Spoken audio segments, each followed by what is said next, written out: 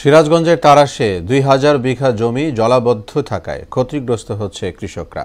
খাল নদী ভরাট, যত্রতত্র পুকুর খনন ও অপরিকল্পিত রাস্তা নির্মাণ, সেতু কালভার্টের মুখ বন্ধ করে দেয়। জলাবদ্ধতার কারণে দিন দিন বাড়ছে অনাবাদি জমির পরিমাণ। পানি উন্নয়ন বোর্ড ও বিএডিসির সমন্বয়ে পানি নিষ্কাশনের কথা বললেন উপজেলা কৃষি কর্মকর্তা। সোহেল রানার প্রতিবেদন, জানাচ্ছেন আফরিন পপি। অপরিকল্পিত পুকুর খননে পানি নিষ্কাশন ব্যবস্থা বন্ধ হয়ে সিরাজগঞ্জের তারাশের মাধবপুর, চকগোপীনাথপুর, শাস্তান, বিধমাগুড়া, শ্রীকৃষ্ণপুর, মথুরাপুর, বোয়ালিয়া, শরাবপুর, সোপাতিল, জাহাঙ্গীরগাতি ও শোলাপাড়া সহ উপজেলার প্রায় ২,০০০ বিঘা জমি জলাবদ্ধ হয়ে আছে। এসব জমিতে ফসল আবাদ করতে না পারায় ক্ষতিগ্রস্ত হচ্ছে কৃষকরা। পশ্চিম পাশ থেকে শুরু করে মহিষলিটি ৩ মাইল পর্যন্ত পুকুর কাটার কারণে আমাদের এই জমিগুলো জলাবদ্ধ হয়।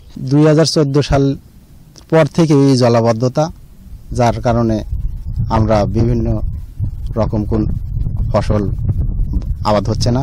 এই জমিতে মনে হয় আমরা ৩-৪ খন্দ পাইতাম, নানান রকম ফসল হইতো, কিন্তু এখন কোনো ফসলই হইতো না। অপরিকল্পিত পুকুর খনন বন্ধ সহ ক্যানেলের মুখ খুলে দেওয়া এবং পানি নিষ্কাশনের জন্য বিগত ১০ বছর বিভিন্ন দপ্তরে অভিযোগ দিয়েও কোনো লাভ হয়নি। এ অবস্থায় জমিগুলো আবাদযোগ্য করার জন্য পানি নিষ্কাশন করে খাল খনন অথবা জলাবদ্ধ জমিগুলো পুকুর খননের আওতায় আনার দাবি জানিয়েছেন কৃষকরা।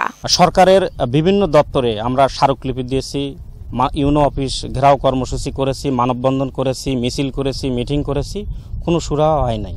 সরকার যদি আমাদের এই পানি নিষ্কাশনের ব্যবস্থা করে তাহলে সেটা আমাদের বাঁচার এক উপায় আছে, তাছাড়া আমাদের কোনো উপায় নাই। পানি উন্নয়ন বোর্ড ও বিএডিসির সাথে সমন্বয় করে পানি নিষ্কাশনের ব্যবস্থা করা হবে বলে জানিয়েছেন এই কর্মকর্তা। পানি উন্নয়ন বোর্ড, বিএডিসি এই দুটা প্রতিষ্ঠানের সাথে বসে এখানে একটা যুগোপযোগী চূড়ান্ত সিদ্ধান্ত নেবেন, যাতে এই যে সমস্যা আছে এটা উত্তরণ করা যায়।